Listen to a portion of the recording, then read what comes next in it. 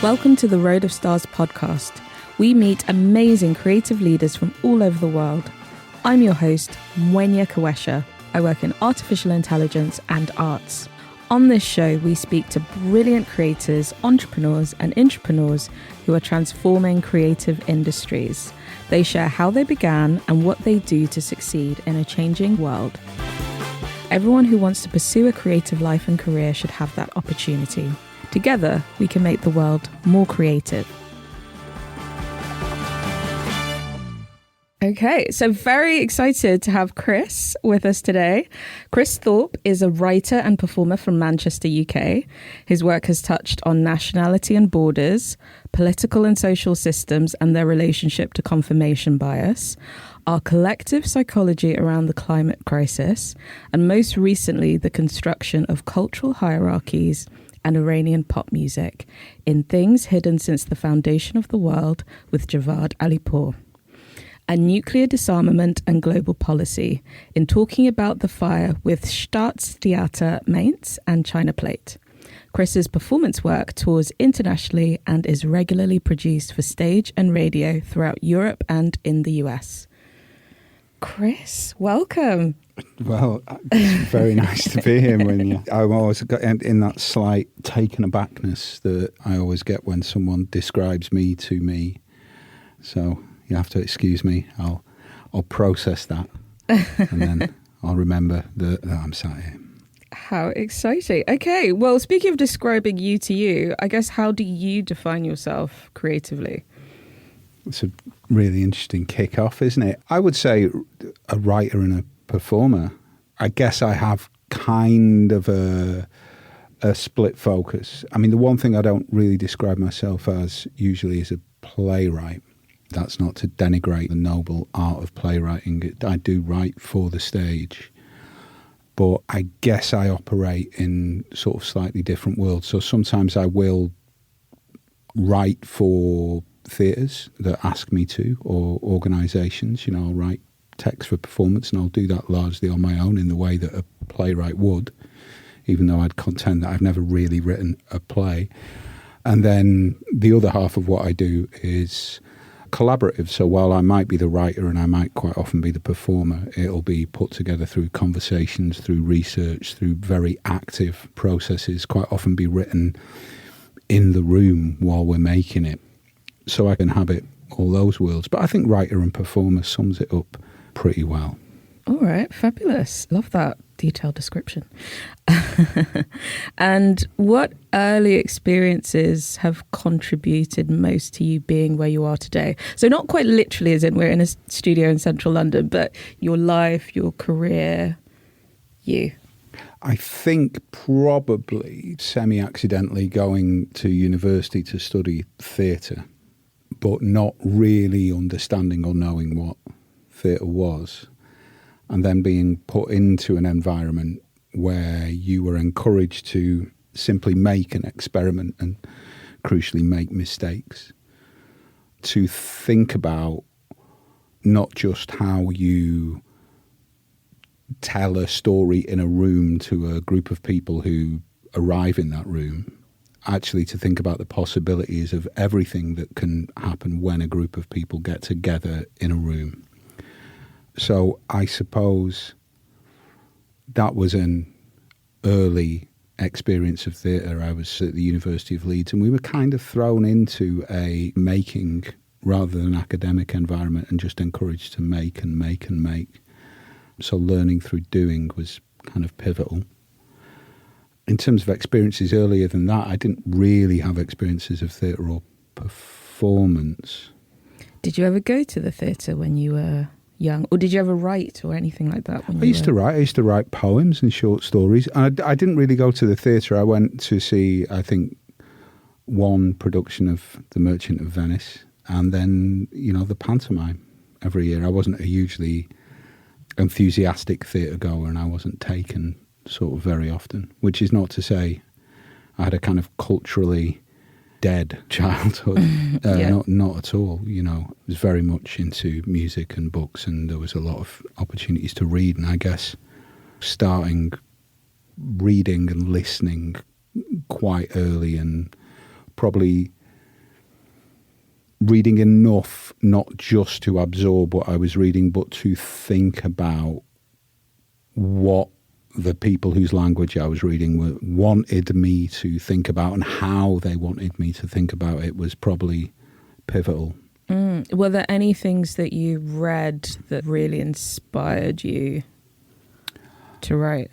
I think bits of things inspired me, like the wild imagination of certain kind of sci-fi, the really dense, descriptive prose of certain kinds of novel, the rhythm of certain kinds of very disciplined metrical rhyming poetry were all things that I took bits and bobs. If moving away from literature to culture in general, the sense of direct connection and of pursuing an idea that really energized me in the music that I liked to listen to.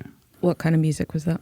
I started off listening to a lot of classical music. I didn't really listen to pop music or any other kind of music until sort of relatively late, because my dad certainly had a collection of classical records, and he used to listen to them in the house, and he was very musical, and he used to encourage me from quite a young age. We used to sit there and listen to things together, and he wasn't in many ways the most adept of men at communicating for a lot of very complex reasons. But one of the things that he did love to talk about was not just music, but the experience of listening to music. So I have a really strong memory quite early on of him putting on records and encouraging me to be able to identify which instruments were playing when, and to name those instruments, and to think about the interplay between those instruments, particularly with orchestral music. It's been kind of a curse as well throughout my life, because it's something which I now do by habit, and I have to consciously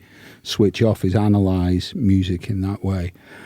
But thinking about that, I think, that then made me as interested in how the effect was produced as I was in experiencing, just directly experiencing the effect itself. And I think that probably is something that's carried over into the way that I make work, and what I think is important about not just the language that I use as a writer, but the environment that language sits in terms of performance and a kind of back and forth with an audience sometimes. Because it's not just about what is said, it's about how it's said.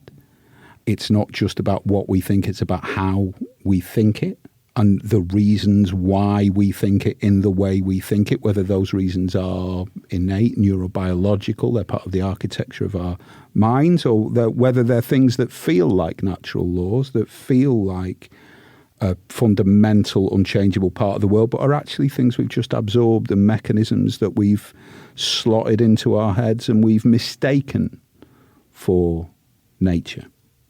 So I think probably there's a line you can trace back to that very early experience of sitting listening to music and someone saying, that's a bassoon, you hear that, that's a violin. And, you know, when those two things occur together, it produces a certain kind of effect. Or why do you think that it all goes away and that flute just carries on? It makes you think about the mechanics of how the thing is produced, the how, not just the what. I think that very early experience of listening to classical music. And then I was on the bus to school when I was about 13, and a friend of mine put a very early Walkman on my head and said, listen to this, mate, and press play. And it was Iron Maiden, and I was lost. I was lost to the world of heavy metal. Should we explain maybe for some people, do you think everyone knows what a Walkman is? I had one. But maybe now people don't. This is it. I mean, do we explain what a Walkman is? Yeah. A Walkman was a portable music device in which a cassette containing a spool of magnetic tape on two reels was inserted. And when you press play, it would simply insert what had been encoded on that magnetic tape. It would scan it, rather. And then you would listen to it through headphones, which were connected by wires. I know. Goodness me. There you go. Wow. Yeah. It was kind of an iPod from the age of mammoths. And I'm aware that I'll have to explain what an iPod is now. Yeah. We're going generationally forwards through, I mean, I guess it's important to think about that first experience of listening to heavy metal, because then there was a visceral, energetic connection with, I mean, obviously I was 13, 14 at the time, you know, with that and with punk music. And then I thought that those particular genres of music, which I still love to this day, was where that energy resided. But of course, then as I grew and I learned that what I was hearing was the single-minded following of an idea with energy and determination, the refusal to let go of an idea and the need to connect. And actually, you find that all over music. You know, any good example of a type of music has that desire to connect and that energetic drive to it. It doesn't just exist in volume and energy and shouting, all things which I absolutely still love, but it exists in throat singing, and it exists in Vietnamese folk music, and it exists in the guitar music of West Africa, and it exists in commercial pop music. It exists in Charlie XCX. You know, it absolutely is the thing that links the artist with the audience. For all the novels I read and all the poetry I did, and actually for all the flailing about I did in theatres, making mistakes with my friends and trying to work out how to do it right, it's actually all goes back to that experience of both the mechanics of the orchestration of music, but also the energetic connection of music with its audience and its connection with a drive to explore its own ideas. That's really profound. I've not heard those mediums linked together in that way. Did you ever have a moment when you thought of becoming a musician rather than a writer? I mean, there's always been an element of incorporating music into what I do. I've always been in bands. I've always used music in the theatre that I've made. Some of the shows that I've made very obviously contain songs that I've written. I don't think I've ever thought of going into music as a professional musician. That would be an insult to professional musicians. I think I've thought of using music in the way that I am capable of in the theatre that I make. And I've never thought of being a musician, but I've certainly wanted to make theatre with the drive of the musicians that I admire. Amazing. And when did you first realise being a writer, performer, making theatre, that could be a career for you? Was it when you were at university or a different point? I think there was an aspiration to do that at university. I started a theatre company with some friends, and that theatre company eventually became quite successful. Unlimited was the first company we started. But I think when we did start it, it was an aspiration. It felt completely unrealistic. There's a thing that I talk to younger artists about a lot when I talk to them these days, which I don't want them to feel because I used to feel it. I came from a background in which culture existed. I came from a background in which, you know, music existed and the awareness of all that. But there wasn't a kind of natural pathway into doing something creative, cultural as a career. And I think that led to a feeling, certainly when we started out, that persisted with me a long way into my 20s, probably maybe even later, that there was some kind of golden door that you went through. You were suddenly given a key to, where you would look at people who were, by your definition, doing it for a job or doing it with their life, you know, and think I have no idea how to get there. Kind of almost feel like there would be a moment that you would transition, if you were lucky enough, or if you were given the keys to do so, into being that thing and be able to say you were that thing. And of course, that's just not true. But it is a really common feeling. And I guess, you know, I have these conversations where you know, I find myself saying there isn't that door doesn't exist. What you need to do is just do the thing and say you are doing the thing, and that will mean that you are what you say you are if you consistently do it and put the work in. And it's very difficult. Yeah. There's a really powerful point you make. It's almost about who gets to create, be a creator, be a creative person. It's not so much about kind of like a binary moment, flip a switch. So when you started out with Unlimited, you were just doing it and it then happened, or you became it because you were doing it? Yeah, I mean, someone had to do it. Me and Claire, who's also Claire Duffy, who's out there, who's a brilliant playwright, were the two people who were most interested in doing the writing. And someone had to take responsibility for taking the cloud of things that we were trying to create in the room and putting at least the language component of that down in some form that we could revisit, that we could replicate. And so out of that very practical kind of need, I also started to write my own ideas, and suddenly, it took a long time, but suddenly realised that if it's what I do, then it is what I am. Yeah.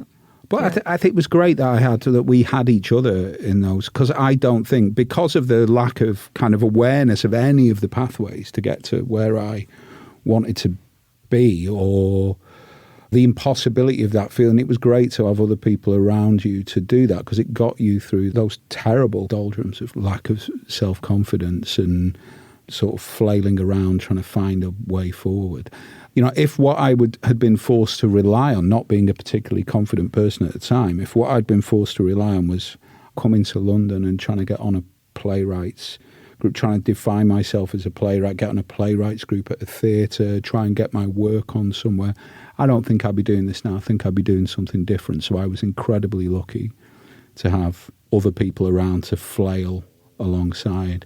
That's fascinating. So can we just walk it back to the moment? So you formed Unlimited. Can you tell us a little bit more about Unlimited's goals that you had maybe at the time? We were a group of people who'd been making theatre together. We were all in our late teens, and we said we want to carry on doing this. We have no idea how.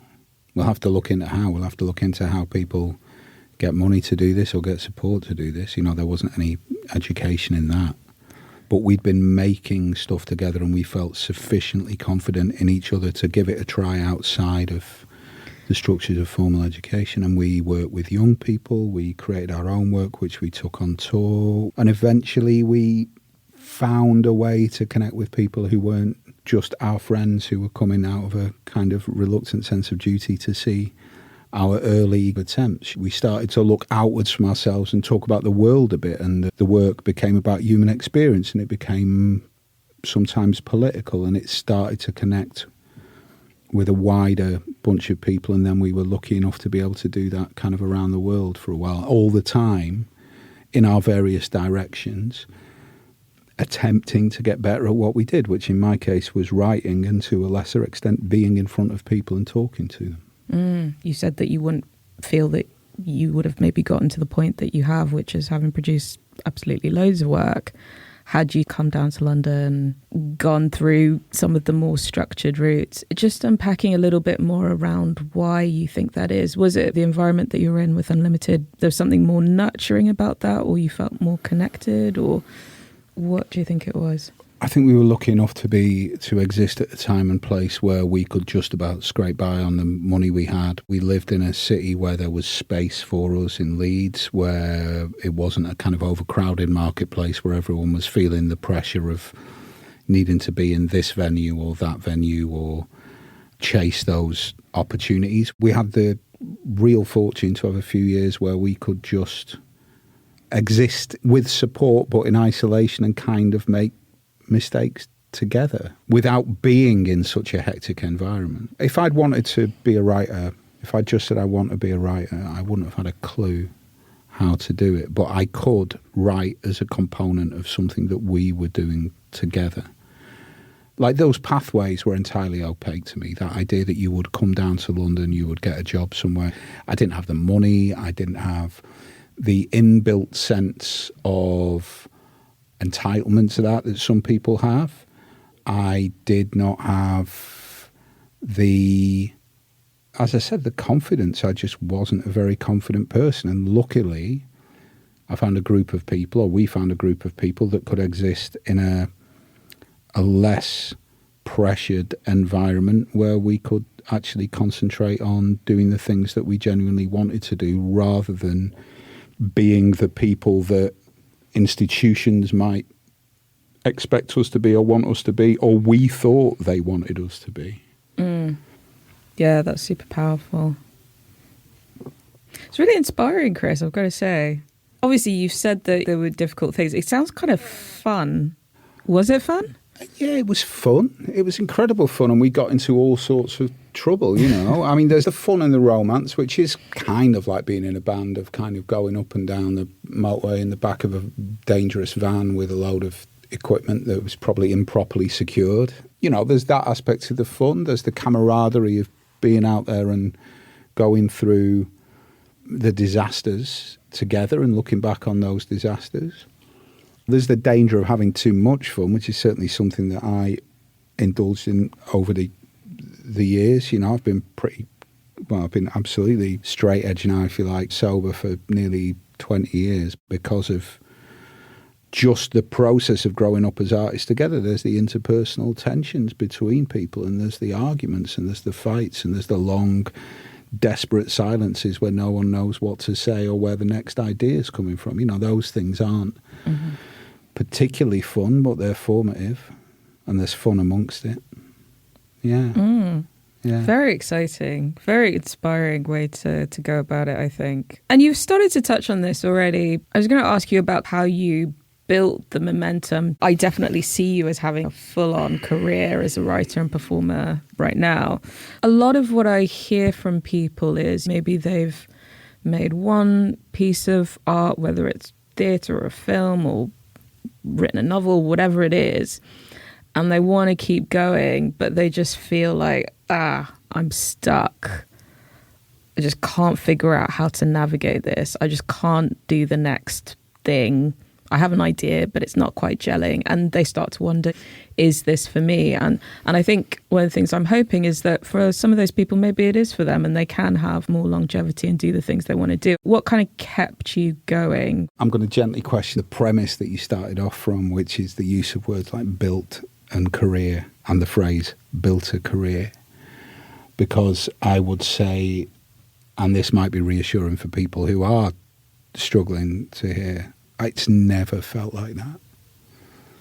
It's felt like a series of accidents and instincts and impulses that I think if you start to think of yourself as building a career, what you create is an internalized hierarchy which you carry around with you where you go, well, if I'm going to do this, I'll do this, I'll do this, I'll do this.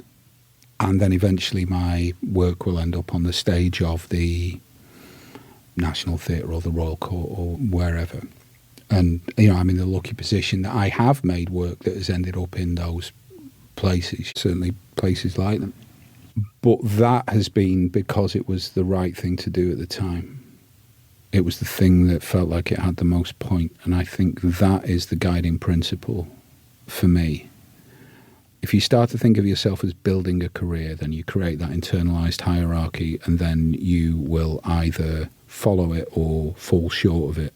And if you follow it, you've closed yourself off to a whole load of accidental possibilities of things that could come past that you might choose not to do because either consciously or unconsciously they don't fit that hierarchy. Or if you fail to achieve it, you will be disappointed in yourself. So what do you replace that with? The guiding principle for me, and it took me a long time to learn this. This isn't something that suddenly in my early 20s I went, this is how I'm going to live my life. This is something that it took me a long time to learn, but it has to be, do I see the point of doing this? And that frees you, if the answer is yes, that frees you project to project from thinking about those projects as a progression, but it allows you to take on the important things that you learn from one project into the next and decide to use the things that work and to try different things without reference to a kind of progression. If I can see the point of this, I'm going to do it. And I think that's a really useful guiding principle because it gets rid of the idea of big and small. If I can see the point of spending a week with these people who haven't got any money, who are just starting out in a room to explore an idea, that's great. If I can see the point of being commissioned to write this text, saying yes to that commission for a big stage, that's great. But those things don't have to happen in a certain order, and they're guided by the same principle. That's really interesting. So in terms of the internalized hierarchy that you mentioned, can you unpack that a little bit more? So is that about people feeling they have to get in with particular institutions, or... You know, we go into, like, a lot of writers will tell you, oh God, I'm a writer because I'm just not built for work. You know, I'm not built for the structures of work. I exist outside of society on the margins. This kind of romantic idea that I'm an artist because, I wouldn't, I'm just not constitutionally able to hold down an office job. I don't think that way. And then, let's take the example of a playwright. They go, oh, well, but they've got a very clear idea in their head because that's what the world has given them and they've absorbed as true. Again, it's about the mechanics that we absorb that we think are natural laws and they're not. They've absorbed this thing of, like, I'll write a piece that'll go on in a local community centre and that'll get picked up by the local theatre. Maybe that'll go into the studio. Maybe the theatre in the next town over will put me in their big space, maybe, and someone will ask me to do that. And then this is just theatre. And forget the complications of people coming and asking you to write TV and things like that and film. Let's keep it to theatre. And then I'll go there, I'll have that success at that festival, and I will end up in 5-10 years' time being commissioned by whatever, name your theatre in London. And what they've created for themselves is a career pathway which is at least as fixed as anything that they would have if they got a job with a company and worked their way up to the top.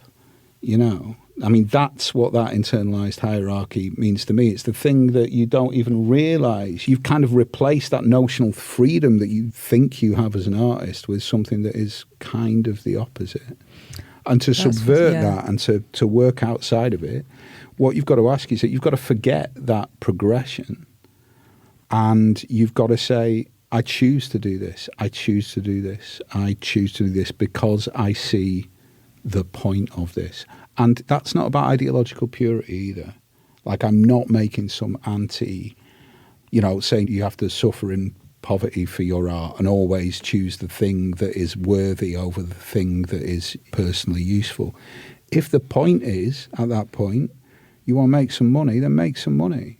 But as long as it's an active choice to do that, as long as you're not just following a career path that you have absorbed into yourself.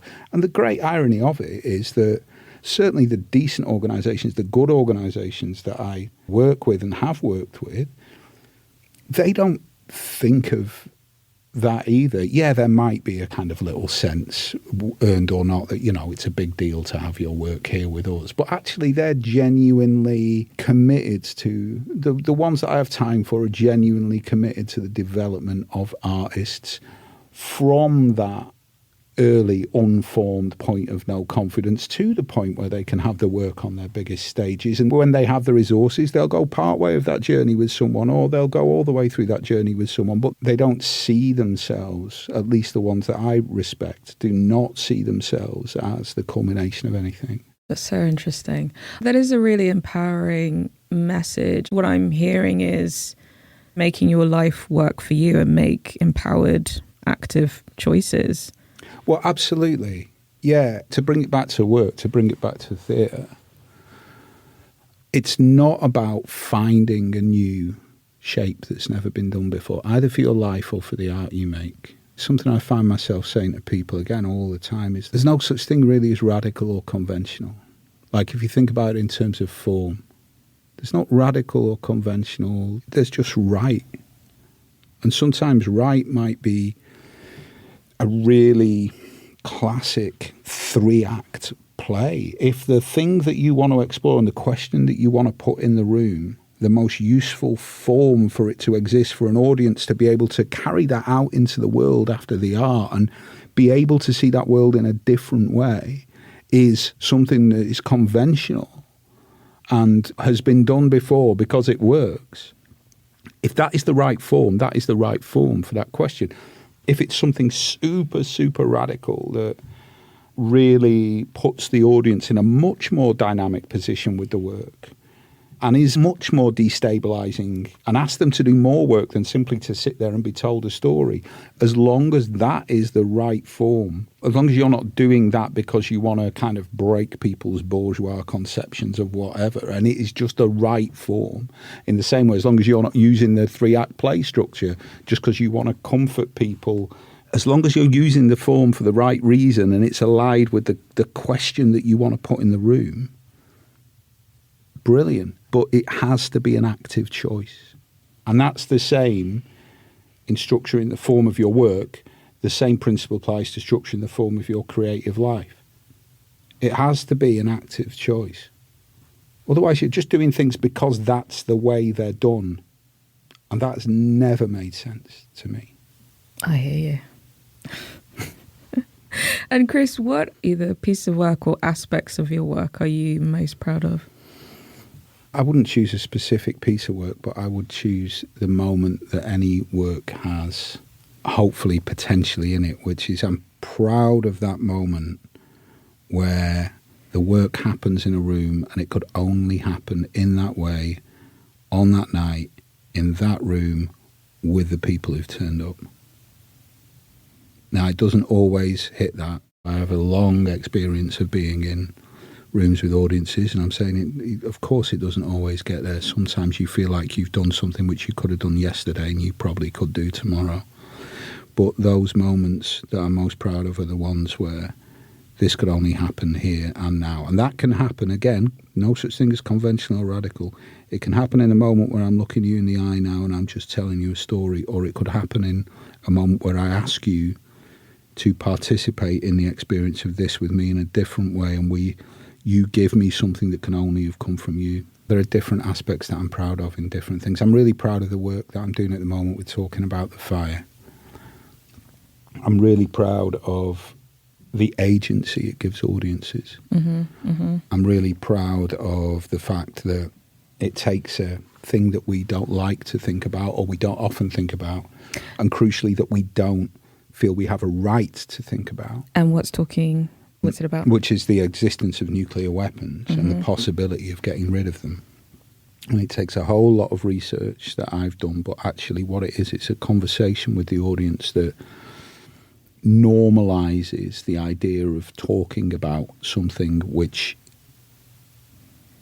it is not normal to talk about. I feel that show does manage to do that by giving the audience agency to be in a dynamic conversation with the subject matter without feeling like it's the province of experts.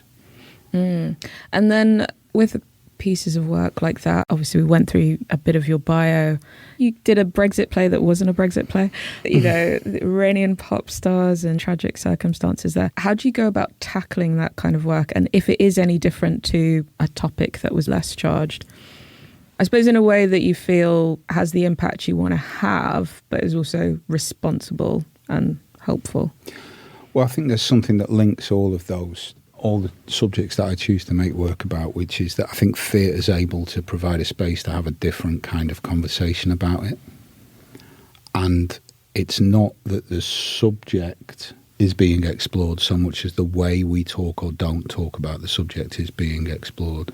Does that make sense? Say it again. Right. You asked me that we can cut this bit out if you want, or we can keep it in, because this is all process. Let's do it. You ask me the question again and I'll give you the answer. Gosh, I paraphrased it a bit. So I'm just going to explore a bit. So in your work, you've written about and performed about things like nuclear disarmament, Brexit, directly, indirectly, tragic death of an Iranian pop star. Yeah. Is doing that different to say if it was about my T-shirt, which has got a print on it, if you did a play about that T-shirt, is that different? And then also, how do you tackle those global themes, things that people worried about talking about, things that people might have been killed in certain places for talking about? How do you tackle those topics effectively in the way that you want to, but also responsibly? Well, it's not about educating people about the topics more than they need to be, and it is not about a kind of call to arms activism. I think those are two things that theatre thinks that they can do. Yeah. That thinks that theatre should do, but actually it doesn't do effectively is the thing that it does more rarely, which is it says, how are we talking about this and how could we talk about it better? Mm-hmm. Yeah, so it's fundamentally that's underlying the subject matter in terms of everything that I choose to make work about. There is a level of knowledge that needs to be in the room. Say with confirmation bias, like I did a show called Confirmation about confirmation bias. People need to know what confirmation bias is. So there's a bit in the show where I make sure we all know the same basic things. Same with nuclear weapons. Same with anything. The show you refer to, which is a show that I co-wrote with Javaad Alipoor, we wrote it together about the Iranian pop star. It's not really the story of him, although it pretends to be, and his murder, but it's a story about how we prioritise knowledge and how dominant cultures and subaltern cultures, one exists nested within the other, and about how visibility only really works in one direction, and that has fundamentally affected how we think knowledge is structured and how much we actually think we see of the world when we don't see as much as we think we do. You know, all these things, there's always an underlying thing about human communication. To go back to your original example, let's take two things. Let's take nuclear weapons and your T-shirt. My T-shirt has got... I won't describe it too much, actually. I want it to be slightly mysterious. But it's got a print on it. It's a black T-shirt with a print on it. Yeah. It's a Basquiat print, isn't it? Yeah. Yeah, because it says Basquiat on it. It does say that.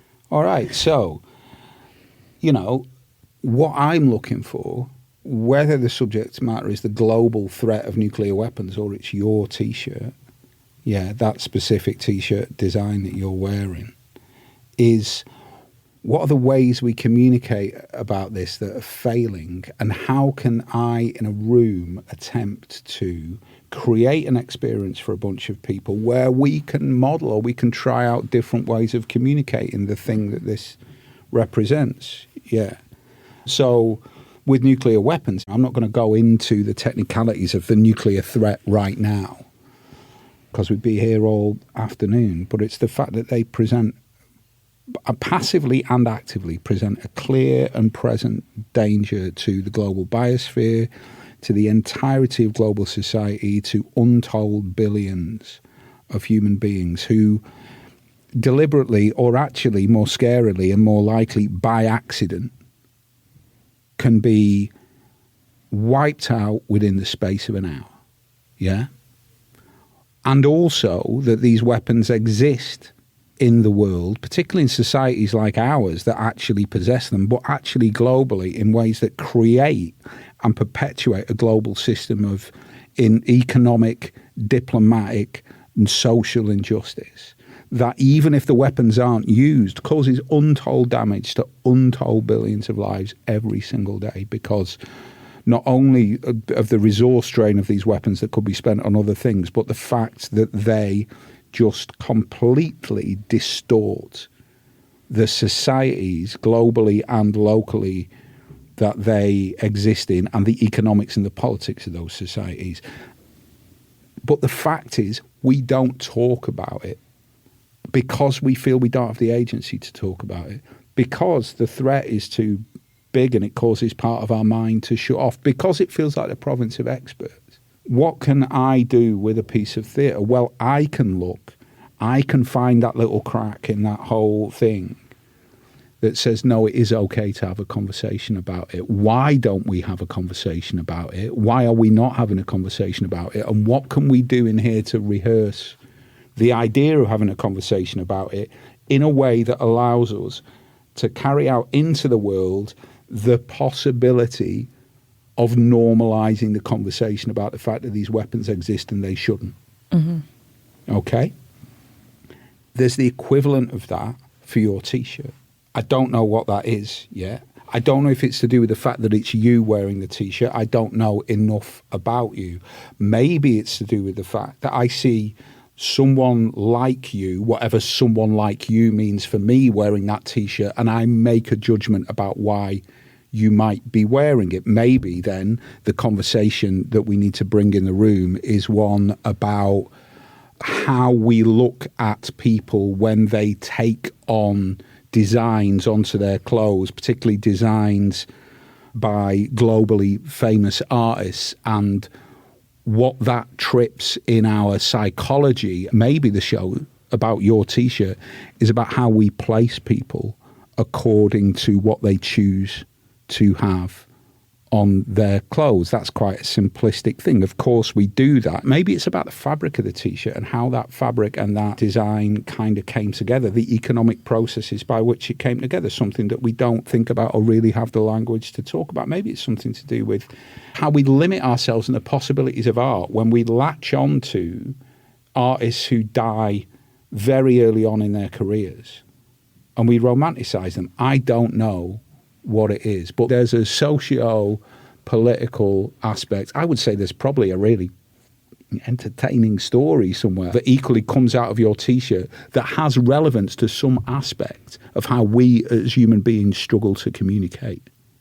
And that's the same. There's no difference between your T-shirt and nuclear weapons or Iranian pop music and what it tells us about the hierarchies of knowledge that we create, or confirmation bias and how it's kind of neurologically kind of programmed into us, but is in a large way responsible for, as we're sitting here in August 2024, a lot of the communication mechanisms that mean that up and down the country that you and our country that you and me are in now, there are mobs of people trying to set fire to buildings that are housing some of the world's most vulnerable human beings.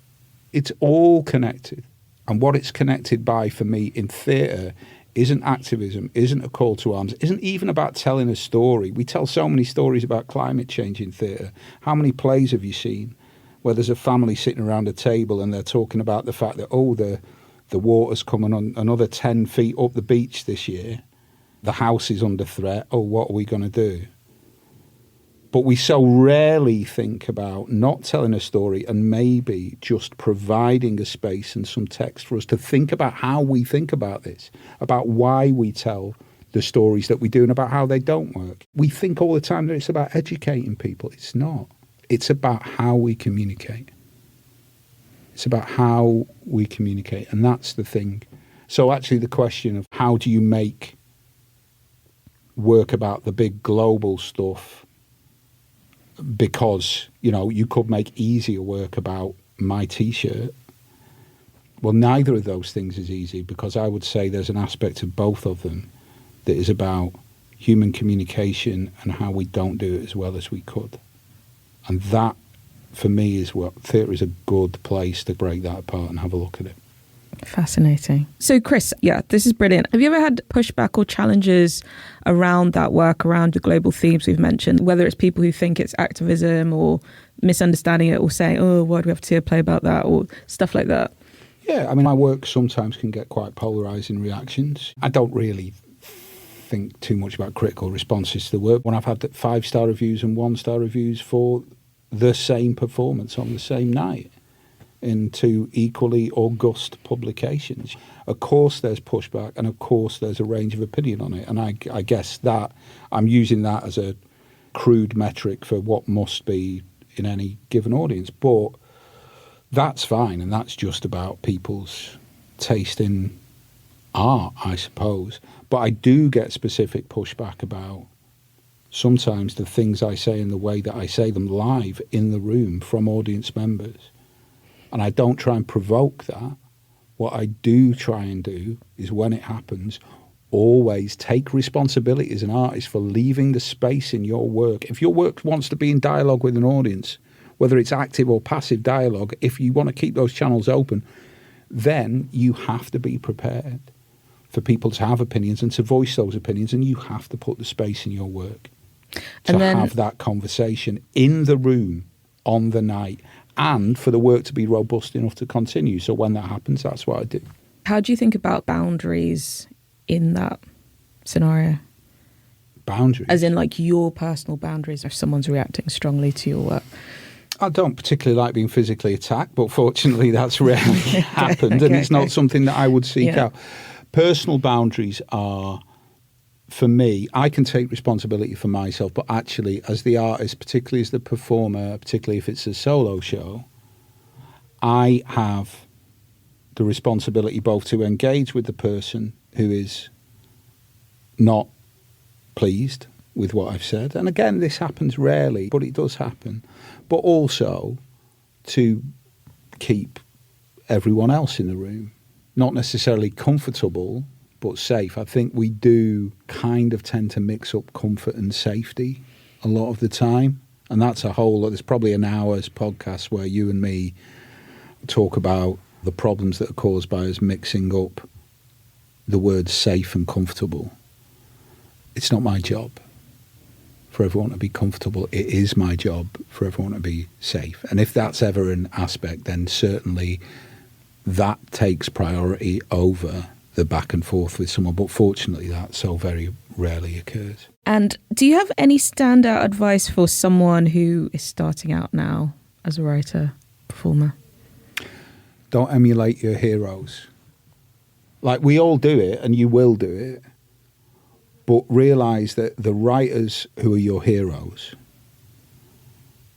the reason why their work connects with you so deeply is not the detail of that work. It's not the form that they use. It's the fact that they have found the right form for them to speak about the things that they consider important. And the equivalent of that for you might feel or look very different.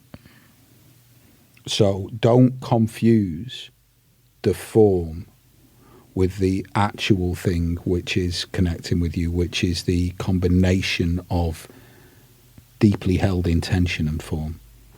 And also, the bit of advice that I would always give when people ask that question is, nobody knows what they're doing. That doesn't mean you can't be the beneficiary of other people's experience. Just, there isn't that golden door. The people who you think have got it sorted haven't got it sorted, and quite often they're just as confused and uncertain as you are. They've just been doing it for longer. You're so right, Chris. And on that note, where can our listeners find you?